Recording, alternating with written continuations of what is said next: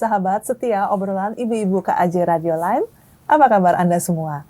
Semoga Anda semua dalam keadaan sehat, tetap semangat, dan selalu penuh dengan sukacita dan cinta di sepanjang hari ini. Senang sekali pada hari ini, saya Francisca Audrey dan sahabat saya, Valencia Fani. Kita akan ngobrol ya Van ya dalam acara ini. Sampai aku lupa gitu ya. Kita akan ngobrol dan obrolan kita bukan cuma obrolan yang cuma ngobrol-ngobrol gitu. Pasti adalah sesuatu yang bermanfaat dan berguna dan saya rasa pasti juga adalah sesuatu yang up to date untuk sahabat. Dan kita ini tayang setiap Senin kedua dan keempat. Dan jika para sahabat ingin bertanya atau berkomentar, dapat menuliskan di kolom komen dari YouTube di ini bawah ini ya. Nah, Audrey, hari ini kita mengundang seorang narasumber yang luar biasa, yaitu seorang ibu doktor yang pakar di psikologi kesehatan ya Ibu Iva. Iya. Selamat datang Ibu Iva Murti. Terima kasih. Iya. Terima kasih atas undangannya. Wah, kami yang sangat bersyukur nih ya mendapat Tapi narsum kita udah seorang 2 tahun ya. Iya, 2 tahun lalu, tapi tidak secara ketemu di studio ya. Baru kali ini. Iya, karena kondisi ya kasih. waktu itu COVID begitu Iya, betul, COVID ya. Nah, bagaimana Ibu Iva? Saya nanya-nanya, kami akan nanya-nanya dulu nih ya. Tugasnya apa sih sekarang? Sekarang saya itu masih pengajar, artinya masih menjadi dosen tetap di Prodi Psikologi Sampurna University, tapi juga diberikan tugas tambahan sebagai dekan Faculty of Arts and Science di Sampurna University. Jadi psikologinya itu ada di bawah Faculty of Arts and Science. Dan sebagai ibu tentu saja itu kan berapa anak? 3 anak. Jadi itu tugas cucu 1. Jadi itu tugas yang sangat tidak bisa dilepas. Iya, tugas yang utama ya. Iya, itu seumur hidup. Itu seumur hidup. Iya betul, nggak pakai pensiun. Baik. Bagaimana? Ya, hari ini tema kita ini kan tentang hoarding disorder Ibu ya. Nah, kita ini pengen tahu ya. Apa sih sebenarnya gitu ya hoarding Sering disorder? dengar ya. Iya, justru. Dengernya tuh hoarding disorder tuh cuman nimbun aja gitu loh ya. Nimbun aja Urusannya sama kerjaannya. nimbun. Apa kira-kira yang saya harus jelaskan pertama? Nah, apa sih sebenarnya itu? Definisinya hoarding disorder untuk awam ya bisa ngerti. Iya. Yang saya pikir ini sederhana ya, jadi bukan sesuatu yang susah. Kalau orang publik itu umum tuh biasanya kan mengatakan apa ya? Tukang nimbun. Iya. Ya, tukang nimbun. Bukan bahan bakar ya. Itu ngeri soalnya urusannya sama pemerintah, sama polisi nanti. Nah, tukang nimbun suka dibilang, dia susah banget sih suka nimbun, atau nggak buntut-buntutnya nggak mau bersihin rumahnya misalnya dan sebagainya. Sebenarnya sederhana definisinya itu hanya orang yang konsisten. Kalau konsistennya beribadah gitu bagus sekali ya. Konsisten menolak melepaskan dirinya dari barang-barang yang dia punyai. Ini konsisten yang agak menakutkan ya, bukan yang positif ya. Hanya yang dia punyai. Jadi gini, dia konsisten menolak membuang apa-apa yang dia miliki. Apakah karena dia merasa ada ikatan emosional dengan benda itu gitu, atau bisa karena dia merasa bahwa ini akan masih berguna di kemudian hari. Jadi ada 2. Menimbun karena kamu merasa secara emosional tuh kamu attach, melekat sama barang itu, misalnya aduh ini saya attach banget nih gitu. Tapi bisa karena merasa oh ini nanti berguna nih. Entah kapan gitu. Entah kapan gitu. Sehingga seringkali orang hoarding disorder ini, orang yang hoarder ini, yang katanya tukang nimbun itu, dia apapun yang di luar jangkauan pemikiran orang, misalnya ngapain sih kayak bungkus rokok tiba-tiba disimpan gitu ya, atau beli sesuatu yang juga paling sering tuh ini tuh apa, kalau kita belanja tuh apa, tas-tasnya, atau ini loh apa kayak sabun tuh, kemasannya sabun kan, oh iya sabun ada cair tuh ya, yang sabun. Itu pemikirannya orang ini itu bukan sampah. Gitu. Itu bukan sampah. Itu adalah enggak itu bukan sampah. Itu sesuatu yang saya akan simpan. Apakah karena itu adalah ada muatan emosionalnya ke saya, atau karena saya mikirnya ya nanti kira-kira berapa bulan lagi saya butuh lagi gitu, kira-kira gitu. Sebenarnya ya untuk ini ya, untuk kalau plastik itu memang reuse gitu, bagus juga deh ya gitu ya. Tapi ini mungkin ada kaitannya, mungkin sakit Bu, Ibu termasuk. Nah, jadi memang kalau hoarding disorder ini beda sama kolektor. Nah, itu kan pertanyaan. Kok beda sama kolektor? Beda. Kalau kolektor biasanya dia menyimpan sesuatu itu konsisten pada satu jenis. Misalnya kolektor parfum ya pasti parfum aja gitu kan, atau kolektor sepatu. Nah biasanya dia punya karakteristik, misalnya kayaknya kalau sepatu atau sandal misalnya dia bilang aku nggak mau kalau bukan dari kulit misalnya gitu, atau brand tertentu, atau brand tertentu pokoknya berapa 500 misalnya gitu kan kolektor. Atau misalnya nggak usah yang kayak gitu-gitu deh, yang sederhana aja tapi dia kolektor tuh apa ya, kolektor buku kan. Misalnya saya suka buku tapi saya sukanya buku-buku yang baunya seni semua gitu, misalnya jadi kayak buku-buku tentang seni rupa, buku-buku tentang apa gitu. Nah beda. Walaupun sudah melimpah ruah di ruangan, nggak apa-apa, itu kolektor masih. Tapi kolektor bagusnya adalah dia akan ngatur supaya koleksinya tersusun rapi. Terus kalau kamu datang tuh terus ngelihat itu, dia akan bangga gitu, karena wah gila ya buku-buku kamu tuh bagus ya, gitu. Itu jadi orang beda. Juga bisa ikut menikmati. Nah, kalau hoarder, kenapa itu kemudian menjadi masalah? Karena hoarder ini, nanti kita akan cerita, jadi base-nya itu memang ada masalah psikologis, dasar orangnya itu.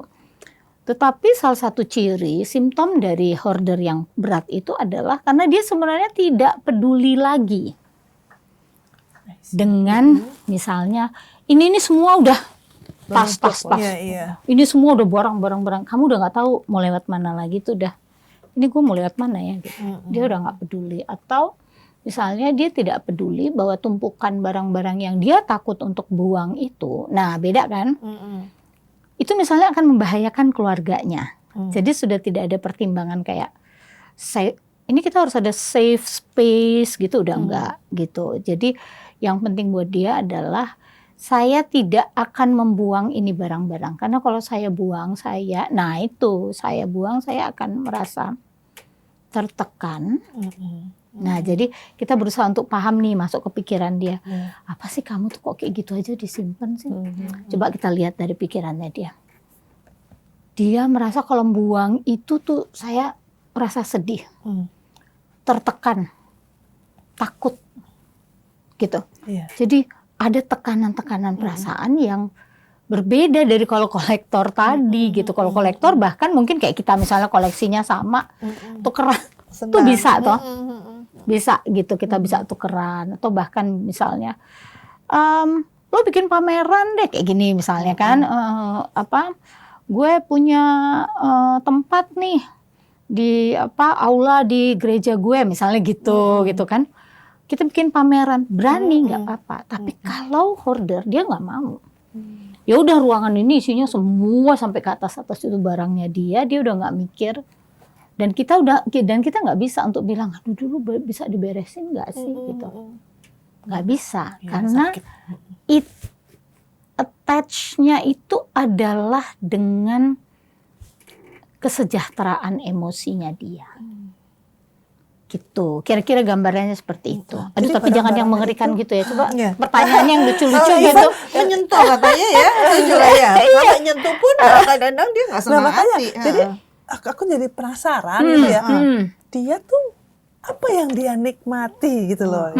Mau tahu gitu. Apa ya? Jadi kan dia nggak mau ditujukan ke orang lain, nggak boleh ada yang sentuh, nggak boleh apa. Apa dia mungkin suatu ketika dia masuk, dia nikmati, dia liatin, apa-apa gitu maksudnya. berantakan asik gitu ya. Sebenarnya enggak ya, tapi lebih karena memang dia konsisten tidak mau itu lepas dari diri dia gitu loh. Jadi emang udah banyak sih penelitiannya sebenarnya ibu-ibu, banyak banget penelitiannya. Jadi kemarin waktu habis diomongin sama Ibu Audrey ini saya coba-coba lihat penelitiannya gitu, ada tentang apa sih. Tapi sebenarnya ya itu hanya dia merasakan itu sulit buat dia lepas dari itu gitu loh. Jadi misalnya kita ini orang biasa-biasa aja. Misalnya nih kita punya satu sepatu favorit. Sepatu ini kayaknya kita suka banget. Bukan persoalan harganya, tapi kan ada orang emang sepatunya enak. Mungkin harganya ya enggak yang kayak ini, barangkali iya mahal, misalnya cuma 800.000 gitulah misalnya. Tapi kita suka sepatu ini. Dan serves kita kemana-mana, ke pesta, kemana, acara kawinan, keagamaan. Tapi kita bisa lepasin itu misalnya nih, satu ketika nih rusak. Atau satu ketika misalnya ada teman bilang, Bu Fani pas nih gitu, dicoba nih sepatunya. Aduh ini bagus banget, kayaknya kalau aku pakai besok pas kawinan ini, bagus deh.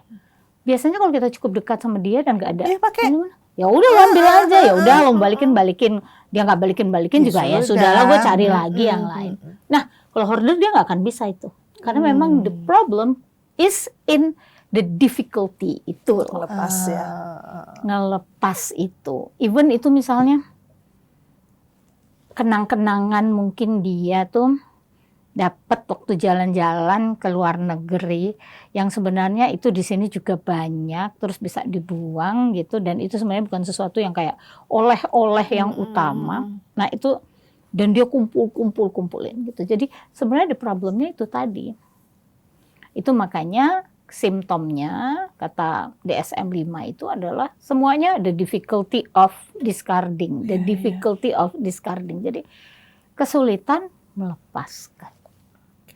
Gitu. Untuk menilai gitu ya, apakah saya ini kena nggak sih? Itu mesti butuh orang lain atau kita bisa analisa Bagaimana diri sendiri? tahu? Sebenarnya bisa ya. Kenapa? Kuncinya hanya satu.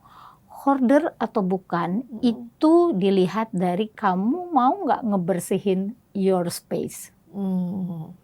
Gitu loh. Kalau kamu sampai udah, ya kita mungkin nilai diri kita sendiri gitu ya. Misalnya ini kamar kerja kita gitu, terus Berantakan sih. ya nggak apa-apa berantakan. Terus ketika kamu beresin tuh, kamu bisa tuh ini kayaknya nggak berguna lagi deh. Ini kayaknya nih, ini Ada aku saatnya buang. dibuang. Terus kayaknya sebenarnya ini udah nggak cocok, ini bagusnya buat kecil meja di ruang pak ininya. Saya udah pokoknya seadanya, itu bisa. Kalau selama Anda masih bisa membuang itu, membersihkan and make your space a safe place, itu belum hoarder. Karena kuncinya dari hoarder adalah dia udah nggak peduli. Dia nggak peduli berantakan, dia nggak peduli orang-orang udah ini apa ya gitu kok gitu. Dia nggak peduli, dia udah nggak peduli. Jadi, dan dia sampai ke tahap ekstrim itu biasanya hoarder yang tahapnya ekstrim. Misalnya ada animal hoarder, dia ngumpulin binatang, binatangnya nggak dikasih makan. Pokoknya buat dia dikumpulin. Makanya benar istilahnya nimbun. Gitu. Jadi kalau mau analisis itu aja. Gitu saya keberatan nggak sih? Nah, Melepas. atau misalnya gini, ini kan saya suka dengerin nih. Pernah denger ya Marie Kondo itu, yang orang Jepang yang ahli menata ruangan. Salah satu kan pesan dia yang saya ingat banget nih, kita cewek-cewek berguna banget. 6 bulan sekali siangi lemari lemari kamu. Iya. Ya mulai tas, ya sepatu, ya baju. Nah, itu di situ kuncinya. Pas kamu nyangin, kamu bisa nggak betul-betul nyangin itu? Ya udah, ini aku kumpulin, dah kasih aja. Bisa buat amal Iya, charity itu, iya. tapi bisa juga ini teman-temanku kali butuh. Mampu nggak? Kalau nggak mampu berarti Anda hoarder. Waduh, kayaknya aku nggak mampu tuh kadang-kala. Ya dong, benar kan? Iya, Karena kadang-kala ada memori tertentu. Nah, gitu kan, ya. itu kuncinya. Susah ya gitu loh ya. Makanya bener pepatah ya, Fa ya. Buanglah mantan di tempatnya. Ya, maksudnya mantan barang-barang kita gitu lah ya.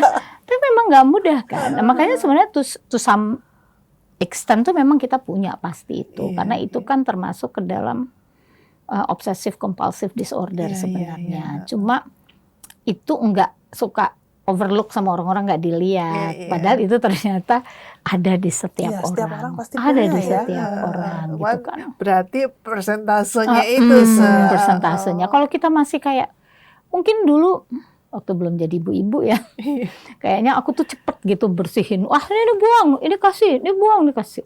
Begitu ibu-ibu kan mulai gini. Iya. Ini sayang nih piring nih. Nanti kalau ada acara di rumah.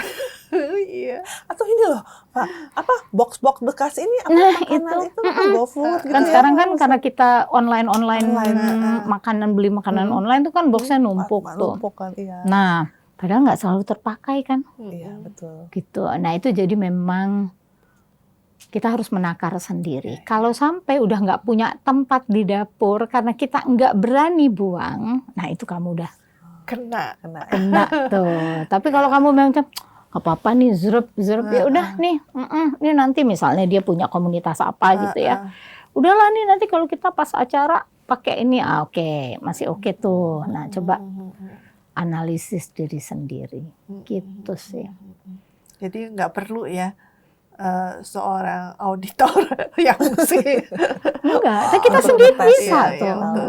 Atau Oke. perlu ke seorang ahli psikolog untuk Nggak mesti sebenarnya. Misalnya kita menyadari sendiri. Jadi sebenarnya secara psikologis katanya kalau kenapa munculnya hoarding ini sebenarnya sejak orang remaja. Oke. Jadi itu ciri-cirinya kita lihat di remaja. Jadi kalau anak saya kan udah besar-besar, misalnya anaknya masih kecil-kecil tuh perhatiin dia hoarding nggak. Nah tapi biasanya resiko hoarding terjadi paling besar adalah karena dia niru mak bapaknya. Nah, iya. Karena pembiasaan ya, bukan genetik ya. Ya genetik mungkin ada karena ada penelitian yang menyatakan genetik juga ada gitu. Jadi memang itu kan dari zaman dahulu kala gitu loh, Van. Ketika kita masih di gua tinggalnya ya toh. Jadi orang harus hoarding untuk orang menyelamatkan diri ketika musim menjadi lebih dingin gitu atau musim menjadi lebih panas gitu. Tapi ternyata resiko menyontoh bapak ibunya ini juga sangat besar. Kalau dia lihat bapak ibunya terbiasa seperti itu, ya dia mulai melakukan kecil-kecilan di kamarnya sendiri kan. Ikut dah. Ikut. Berarti kalau kayak begitu bisa ya dalam tanda petik disembuhkan 100% karena itu kan karena melihat kebiasaan ya. Jadi bukan sesuatu yang ada penyimpangan dari dalam dirinya begitu, masih sebagian besar kayak gitu. Justru kalau dari berbagai ini banyak yang mengatakan hoarding ini sangat sulit ya untuk disembuhkan.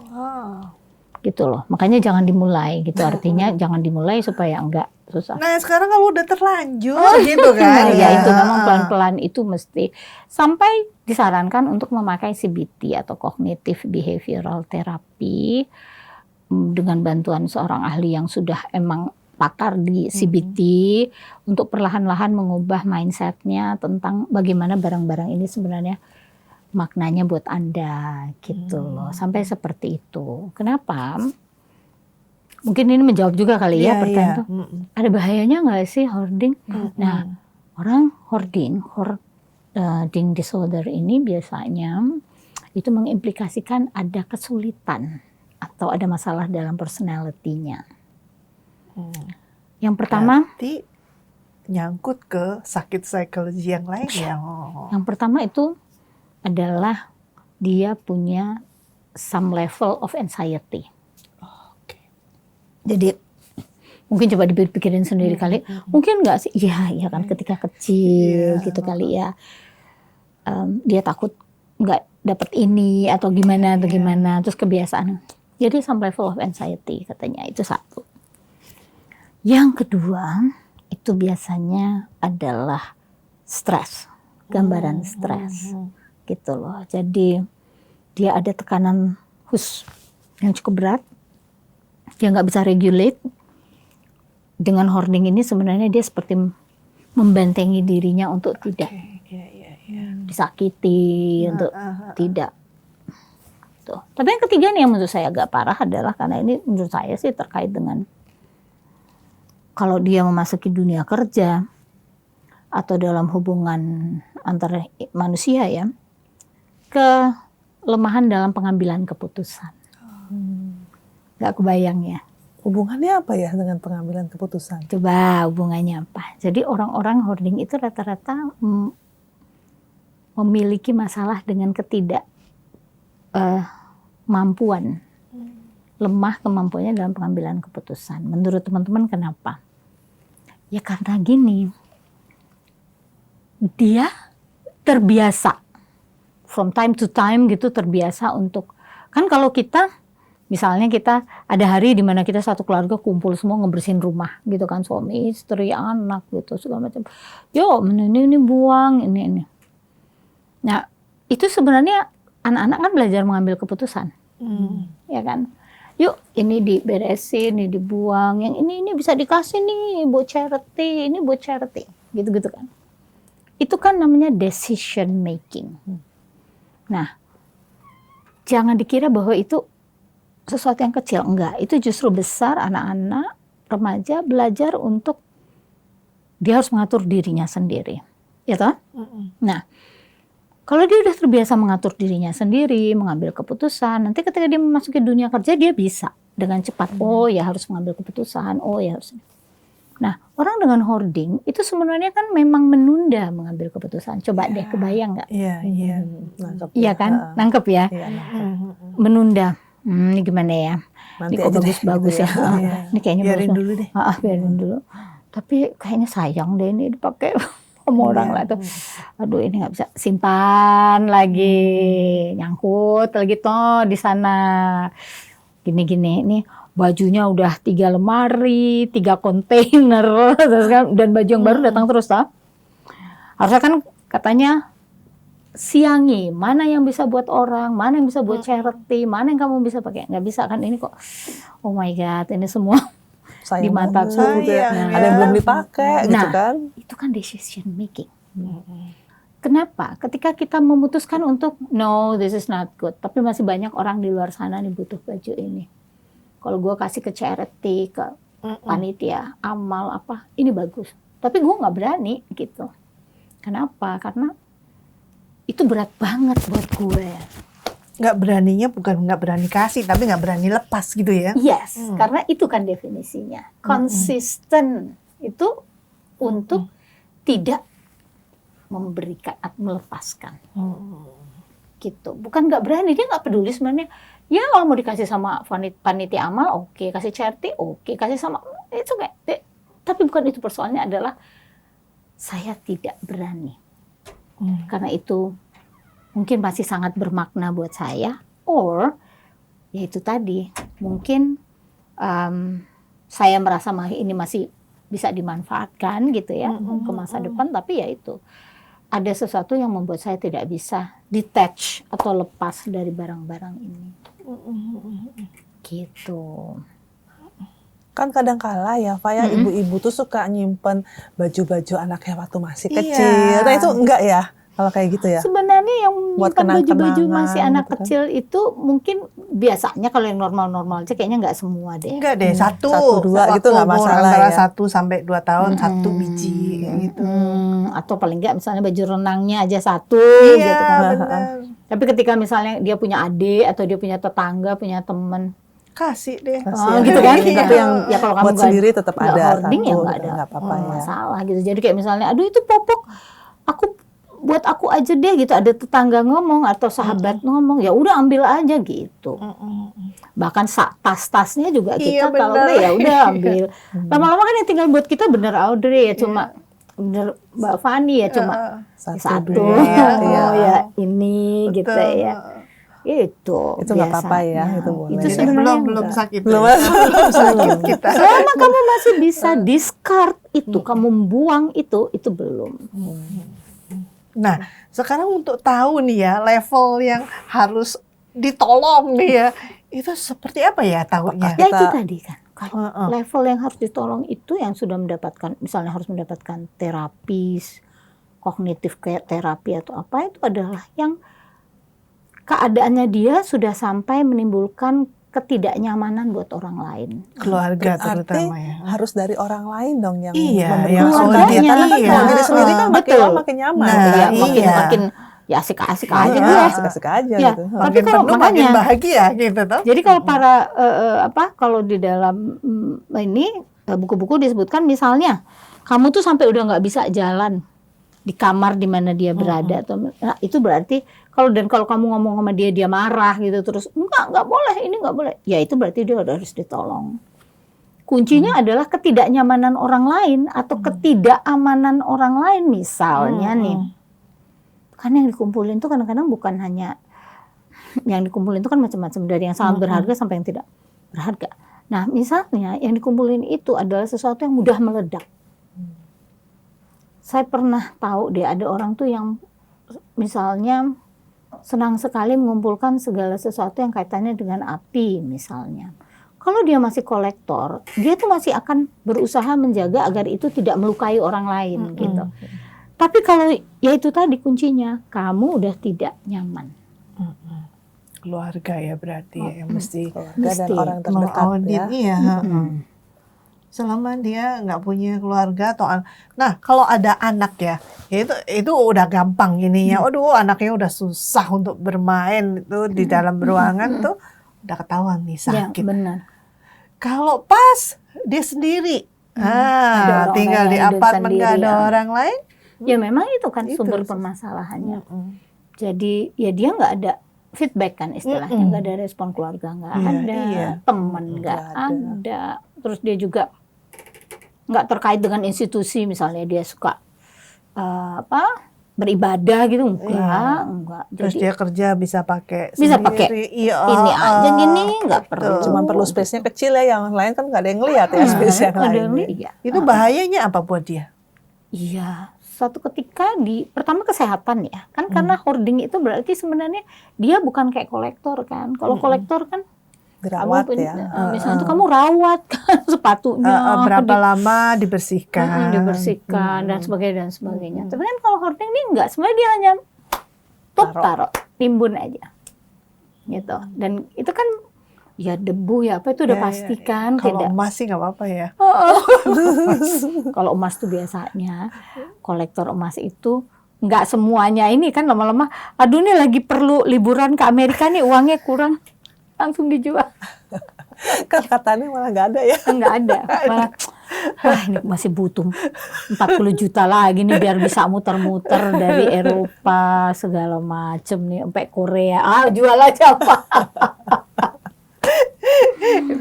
itu sih emang kita udah pasti wah seneng banget nih wah kurang lagi 100 juta jual lagi gitu kan gitu. Jadi memang bahayanya ya di situ kalau dia sendiri, dia hidup sendiri, dia nggak punya ikatan dengan institusi lain. Terus sekarang juga kan orang kerja tuh Bisa remote kan. Heeh. Remote ya bahayanya di situ kan dia sakit ya apa tuh orang nggak tahu gitu ya. Jadi artinya bahayanya double burden gitu loh, Van. Ini tadi Iva mengatakan bahwa anak-anak mulai remaja ya, mulai terjangkit atau mulai bisa terkena ini gitu ya. Ada batasan umur nggak sih dari berapa sampai berapa begitu loh misalnya? Sebenarnya kan remaja itu antara 12 sampai 13 tahun ya. Jadi artinya kalau saya ngelihatnya ketika dia mulai puber kan. Ketika dia mulai puberti, mengalami kematangan seksual, dia kan mulai suka dandan, merawat diri. gitu kan, merawat diri dan gitu-gitu deh pokoknya. Nah itu berarti dia juga mulai merasa saya perlu memiliki ini, saya perlu memiliki itu. Gitu. Meskipun uangnya masih minta mama papa gitu, tapi sense of belonging terhadap sesuatunya itu kan sudah mulai tumbuh. Nah kenapa? Jadi mulai dari berapa ya, 12, 13 itu kan 11, 12 juga sebenarnya udah remaja awal kan gitu. Udah harus diperhatikan gimana dia mengelola sense of belonging dia gitu, seperti apa. Apakah sedemikian susah gitu buat melepas dan sebagainya gitu. Terus sampai umur berapa kira-kira? Sampai iya itu kan udah ngajar banget. Yang hoarding itu umurnya 70, 80 sama juga Bang. Bisa ya sampai setua begitu ya. terus antara laki-laki dan perempuan tuh hasil kebanyakan mana ya? penelitiannya sama. Oh, gitu. Katanya. Jadi tidak Hasil pengaruh ya? penelitiannya sama. Nggak ngaruh. Nggak ngaruh ya jenis Di kelamin. pikiran saya ibu-ibu, kalau Enggak, bapak-bapak banyak. iya ya, di masyarakat kita ini banyak gak sih sebenarnya orang-orang? Sebenarnya banyak. Cuma kan ya itu tadi dia melakukan itu di space-nya dia, bukan di luar sana. Kalau di luar sana kan publik. ketahuan. Sini kan orang nggak tahu ini publik, ini ruangan saya gitu ya. Suka-suka saya mau saya timbun Iya, iya. berapa banyak gitu kan. Tapi kalau dari hasil penelitian perempuan laki nggak ada beda yang signifikan. Jadi kan kalau kita penelitian kan suka nggak yang sampai signifikan. Oh ini perempuan gini banget, enggak. Sama. Sama. Jadi laki-laki juga ternyata suka nimbun juga ya. Gitu ya. Apa ya kira-kira? Iya nggak? Coba lihat garasi dong. Oh iya. Kan benar. biasanya itu arena Iya, hoardingnya ada bapak-bapak. segala macam ban yang tidak dibuang. Terus Iya. itu apa tuh aki ya? Ya, Atau apa gitu-gitu. aki, Nggak benar. numpuk aja Ujung, banyak gitu. Itu buat sampai apa? ada berapa gitu. Yang udah bekas ditaruh aja gitu ya. Siapa tahu buat kalau mati lampu bisa nyalain lampu pakai itu. Buset. Mati lampunya kapan? Nggak kepikir ya. Iya. Iya. Gitu. Jadi jangan menyangka bahwa laki-laki enggak. Laki-laki juga. Coba aja perhatikan. Beda barang. Beda barang. Bisa nggak sih direm? Sebenarnya itu bisa. Ya artinya yang harus memberikan rem itu memang orang-orang di terdekatnya dia. Balik lagi ya, mesti orang lain. Kalau yang terdekat dia, yang kayak bersedia untuk berdebat sebenarnya. Karena kan biasanya untuk hoarder itu kita ini males, right? Kita males untuk debat kan sama dia. Ya udah kamu lah, gitu kan. Karena kita ngerasa ya udah sekarang ini gue debat mak lu, tapi besok lu beli lagi terus lo aduh gimana gitu ya. gitu kan? Nah, itu yang nggak boleh. Kita ayo pelan-pelan yuk, ini gimana sih, kan sebenarnya bisa loh gitu misalnya, bisa loh bang, itu aki-akinya dibuang aja, nanti kita kan pasti ada lagi ya, tapi coba memang susahnya kenapa kalau buang aki. Jadi kitanya tuh bersedia untuk berdialog gitu, bersedia. Bukan urusan lo. Itu kan mulai kan gitu kan. Jadi yang kita biasanya udah males. Nah kitanya yang nggak boleh yang males banget deh lo pasti jawabnya gitu. Gitu. Kalau anak-anak Mungkin lebih mudah ya kali ya, misalnya kayak no kita mungkin masih bisa dibentukkan, masih bisa mengontrol ya apa yang boleh, apa yang tidak boleh gitu ya. Jadi kayak misalnya, tapi banyak orang tua yang saya lihat juga ya, orang tua muda-muda ini mungkin karena ekonomi yang cukup baik gitu ya, artinya bisa akses ini, bisa beli ini, bisa beli itu, mainan nih sering kali orang tua kan jadinya anaknya hoarding, cucu nih ya. Cucu atau anak tuh jadi beli aja gitu loh. Nah itu it's going to be hoarder nanti kalau kamu nggak perhatikan betul gitu loh. Jadi betul-betul kayak dia udah punya mainan satu kamar. Why? Untuk ngajarin supaya nggak hoarding, mungkin kakak yuk ini kayaknya masih bisa disumbang deh buat ini. Gitu. Jadi kecil. Mula-mula susah, mula-mula Ya nggak kan? mau. Anak kecil kan nggak mau, ini punya aku gitu Nah, kan, biasa gitu Kalau kan. enggak emaknya justru, aduh sayang nih belinya Mahal, jauh. beli jauh, mahal. Gua kemarin itu lagi sale di Singapura, gua antri 10 jam. Ah udahlah, kelar lah itu. Eman-eman Ya gitu kan? kan. Nah, jadi sebenarnya bisa dilatih. Kalau pertanyaan bisa dilatih nggak? Oh kalau dilatih dari anak kecil bisa banget. Yang nggak bisa ya kalau dari mama-mama tua. Iya, tapi ya tetap ya butuh another person ya. Nggak bisa dia dari diri sendiri akan susah. Betul. Tapi ya itu, kalau hasil penelitian mengatakan memang orang-orang yang hoarding itu biasanya karena dia punya traumatic event.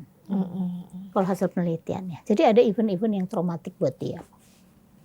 Yang membuat dia merasa bahwa dia harus menyimpan apapun yang dia punya gitu. Misalnya mungkin ya anak-anak, kalau saya menduga beberapa studi memperlihatkan juga adalah anak-anak yang mengalami kekerasan dalam rumah tangga. Yang mungkin orang tuanya berbicara dalam bentuk kekerasan. Kita udah pernah ya dulu ngomongnya, memukul dan sebagainya gitu. Sehingga dia selalu merasa bahwa dia harus menyelamatkan apapun yang ada di depan matanya, di dalam dirinya gitu. Sehingga makanya kalau para psikolog, kalau Akademia Psikologi mengatakan cara penyelesaiannya memang harus ada terapi. Gitu. Jadi dibimbing sama terapis yang emang terlatih untuk itu ya. Pelan-pelan diikuti terus, diajak berbicara. Jadi ada teknik-teknik tertentu gitu. Nah itu bisanya lewat itu. Dre lepas mobil lu, Dre. Kalau ada yang minta begitu gimana? Masa aku nggak suka. Ya janganlah. Kan sudah tua, Dre. Nah, berarti hoarding, apalagi sekarang ya, Pak ya, kan kita mau belanja apapun kan gampang ya, cuma Gampang tinggal begini. Iya. tangan yang Tinggal langsung cuk. langsung di depan pintu ya. Langsung. Nah, Ya apalagi itu. dengan adanya itu jadi membuat hoarding disorder semakin tidak terlihat dan Tidak. semakin mudah gitu, karena kan nggak ketahuan. Betul. Datang satu Iya, betul. depan pintu gitu ya. Dan orang kan nggak perlu tahu. Iya. Tahu butuh kagak, harusnya beli satu cukup. Kok beli 5 lebih murah? Iya betul. Iya, benar. Sekarang tuh kan gitu ya. Iya. Kita orang bisa membeli lebih banyak, lebih ini. Beli jenisnya, warnanya beda, 5 semua dibeli. Iya, terus buat apa gitu loh. Oh iya, betul. Gitu kira-kira. Padahal kalau dikaliin juga harganya tetap aja Sama dong. aja. Iya. Cuman kan kadang-kadang juga masalah ini loh, Van. Ih lucu ya. Wah, punya satu set warna gitu, macam-macam warna kan kayak seneng gitu loh ya. Masukin lemari yang mana sudah nggak ada, lemari udah penuh. Iya. Jadi kita Sebenarnya ketika itu kan kita misalnya akan ngecek lemari kita. Karena udah penuh. Ini mau masukin satu. Nah, mengecek kita hoarder apa bukan tuh sebenarnya kita bisa kayak ya udahlah ini yang baru bagus ya, yang ini dilepas. Nah, bisa nggak? butuh waktu ya untuk belajar seperti itu ya. Belajar Sedikit, untuk, ya udah ini baru kita pelan-pelan. lepas ya. Supaya ini baru masuk gitu. Enggak pikirannya. Beli lagi lemarinya. Iya. Nambah Nambah sini Ukurannya lemari. masih cukup nih Berarti masih di kosong dinding lemari. ini. Ya. Terus ada lemari satu, aduh masih kosong kan. Oh, belanja. Belanja lagi. Itu kolektor ya.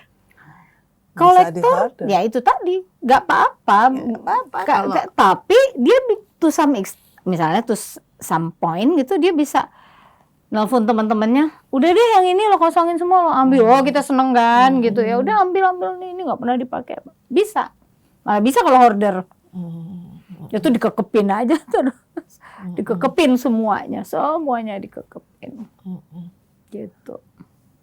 Ya makanya perlu latihan ya nanti ya. Ya, Jadi betul. sedikit-sedikit menilai, menimbang butuh atau tidak, perlu Betul, atau tidak betul. gitu ya.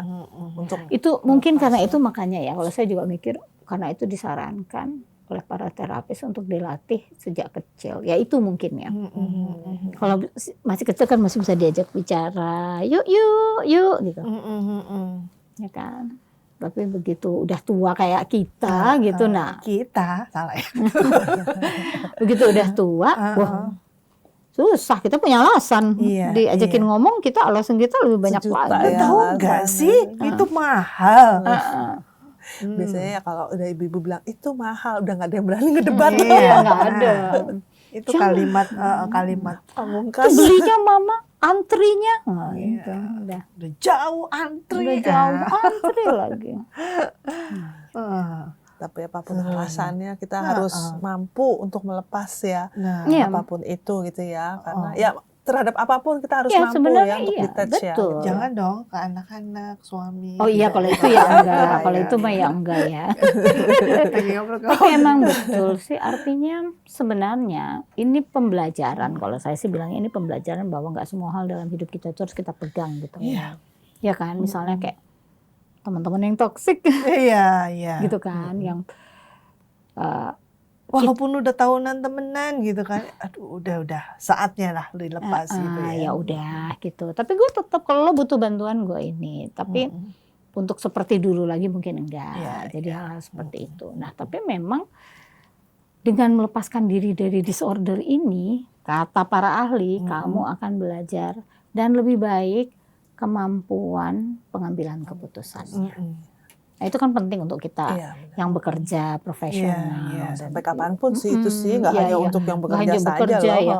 Ada saatnya di mana kita harus ngambil Kan keputusan. ambil keputusan mau beli sate atau opor gitu ya, itu juga ambil makan keputusan. makan siang aja tuh ya tiap hari kalau di kantor tuh. Apalagi ya Pak gitu. Semuanya saya udah bosan. Nah ya coba Bu, Ibu mau apa ya udahlah balik lagi gitu soalnya apa gitu kan. Kayak gitu. Jadi terus yang sangat penting juga mungkin untuk diingat tuh adalah bahwa orang yang semakin jatuh ke dalam hoarding disorder itu biasanya juga mencerminkan dia depresi. Gitu. Jadi makin dia kayak ketat banget, makin dia nggak mau barang-barangnya diganggu atau dibuang, makin itu berarti ada depression. Nah, itu kan artinya membutuhkan bantuan ahli. Gitu loh. Jadi kelihatannya sih awalnya cuma ya suka nimbun, tapi Ternyata ada ternyata penyakit it's lain more yang lebih than berat that. ya di belakangnya ya. Tuh, Van. Bisa Ya. dilepaskan ya? Bisa. Bisa. Audrey mau dilepas. Dilepas berapa? Salah ya. Nah, kita sudah berapa menit nih ya? Kayaknya sudah terlalu panjang. Mungkin Ibu Iva ada Ada pesan ya sebagai closing statement. Apa sih gitu di poin pentingnya ini? Ini kan kita ngomongin hoarding disorder ini ya sangat merugikan ya, karena kejiwaan kita dan lain-lain, dan bagaimana menyiasatinya, bagaimana gitu untuk kita bebas dari rasa terlepas ini. dari itu. Atau kalau bisa jangan deh sekali-kali nyemplung ke situ gitu. Ya kan? Ya, silakan Bu. Ya kalau saya sih sebenarnya begini. Yang disebut dengan hoarding disorder itu bukan sekedar masalah pada diri kamu sendiri. Itu yang harus diingat ya. Misalnya bahwa masalah itu adalah persoalan kamar kamu tuh jadi berantakan. It's not just about that kalau kata orang-orang. Ya kalau kata kita ya yang di psikologi. Bukan mengenai berantakan banget. Jadi biarin Kamar aja kamu. gitu kan, aku yang tinggal di situ gitu kan. Ya aku yang boboknya di situ gitu. Tetapi sebenarnya hoarding disorder mencerminkan ada masalah tertentu gitu loh di dalam kehidupan kita. Masalah-masalah di mana kita tidak bisa mengambil keputusan terhadap masalah itu, dan bahwa kita sebenarnya sangat tertekan, dan bahwa itu adalah bahwa kehidupan kita itu dari hari ke hari itu diwarnai oleh anxiety, kecemasan. Oleh karena itu sebenarnya siapapun ya yang menonton ini dan kalau merasa ih gila gue hoarding ya. Iya ya, itu benar-benar hoarder ya. Kalau saya bilang nggak usah takut atau nggak usah bingung dan kecewa, nggak usah panik. Mulai dengan menyiangi, kalau saya bilang menyiangi apa yang ada di sekitar kamu yang kira-kira itu sudah bikin orang tidak nyaman. Mungkin kalau kamu tanya seseorang gitu, selama ini rupanya kamarku udah bikin kalian gak nyaman ya. Mungkin orang-orang kan komentar, ya elah udah puluhan tahun, tapi kita kan gak enak ngomong malu. Habis kalau kita ngomong 1, lo ngomongnya 10. Nanti Anda akan dapat reaksi seperti itu. Perhatikan bahwa tidak ada di dunia ini sebenarnya yang benar-benar harus kita pegang, Terus, ya artinya kebendaan ya, uh. bedakan kalau values Iya. agama itu beda, tapi kalau kebendaan tuh nggak ada yang benar-benar harus kita pegang, sehingga ketika kita melakukan penimbunan, yang menjadi korban itu bukan kita, tapi orang lain. Jadi mulai berpikir untuk orang lain, bahwa karena tidak ada tempat lagi untuk lewat gara-gara barang saya, orang menjadi tidak nyaman. Ketika barang-barang saya bertumpuk, resikonya suatu hari prung jatuh, nimpa, melukai orang, bagaimana? Artinya kita mempertimbangkan orang lain. Jadi kalau saya pesannya, kalau Anda mau ke psikolog atau ke ahli CBT, monggo silahkan. Tetapi sebenarnya Anda bisa bikin audit sendiri terhadap apakah hoarding disorder Anda sudah benar-benar sangat mengganggu orang-orang di sekitarnya. Gitu. Thank you banget. Ayo kita mulai Jadi, mulai sekarang menyiangi. kita menyiangi, kita bebenah apa yang ada di sekeliling kita, di kamar, di Meskipun rumah, sebenarnya gitu ya. kayak baju-baju kan kita udah siangi nih, ya udah datang lagi. Iya. Gak apa-apa, kita Setiap bukan kali ke hoarder. toko kayaknya lumayan ya. deh. Semuanya bagus dan Iya. semuanya lucu. Itu nggak lucu ya kalau Nggak dipakai. masalah ya, Iya. kita mau belanja sesering apa-apa. apapun, Iya, sebanyak itu kan, apapun nggak masalah ya. Berarti makin sering menyiangi gitu. Makin sering. sering, Nah ya. itu harus makin sering supaya tidak menumpuk. Karena kan kalau udah menumpuk, berarti space orang lain pun kita pakai kan? Mungkin juga kita harus bikin batasan ya Iya, di tempat kita nih. betul. Katakanlah nih tumpukan nih, tumpukan sampai segini nih udah waktunya Yes, untuk menyiangi Ya, gitu ya. Itu udah top level ya, nggak bisa lagi. Udah gitu siangi ya. dulu, besoknya kita belanja. Belanja lagi. Besoknya terus langsung, ayo kita ke Singapura lagi deh. Udah kosong. Sudah kosong. Ya udah nggak apa-apa. Gitu, ya. Tapi ya itu tadi keamanan dan kenyamanan orang Iya, lain. iya. Mulai memikirkan orang lain ya, Tidak untuk hanya. kenyamanan dan keselamatan gitu. Iya. Terutama keluarga, Dri. Iya, benar. Kan ya? Oke. Sebenarnya mudah ya, walaupun Sebenarnya kita simple. tahu ini banyak loh yang Simple terkena dan sebenarnya. sangat mudah ya, Mm-mm. tapi ya itu banyak. Kan ibu-ibu keluhannya apa? Coba kalau di dapur tuh numpuk sampai ke atas-atas tuh. Iya. Segala apa? Panci. Segala nggak tahu apa-apa. Segala macam lah. Iya. Nah, kan kalau ada apa-apa gubrak, Iya. gempa atau apa Belum kan? pisau macam-macam. Pisau Korea, pisau Jepang ya, versinya banyak. Pisau daging juga kan, pisau buah masing-masing kan ada tuh pisau. Ibu-ibu banget Iya, ya. ibu-ibu banget. Makasih loh, Sama-sama. Ibu sharing Maaf. pengetahuan dan Iya, pengalaman yang kalau Iya. menjadi pembelajaran untuk kita semua. dan maaf kalau buat- belum lengkap ya. Buat teman-teman pendengar obrolan ibu-ibu, jangan lupa habis dengar ini, ayo mari kita menyiangi apa yang ada di sekitar kita. Baik itu di dapur, di lemari, di kamar, di garasi, gitu ya. Kantong. Ya. Gitu. Dan kita harus memikir untuk kesejahteraan, untuk keamanan dari kenyamanan. dari orang-orang yang kita cintai. Iya, Iya, itu dia. iya. Oke, kita tutup Audrey. Ya. Sahabat obrolan ibu-ibu yang terkasih, sampai di sini perjumpaan kita di acara kesayangan kita, obrolan ibu-ibu bersama Dr. Iva Murti Terima kasih. Dan saya Francisca Audrey. dan saya Laurencia Fani, pamit undur diri. Sampai jumpa di kesempatan berikutnya. Terima kasih. Terima kasih. Terima kasih.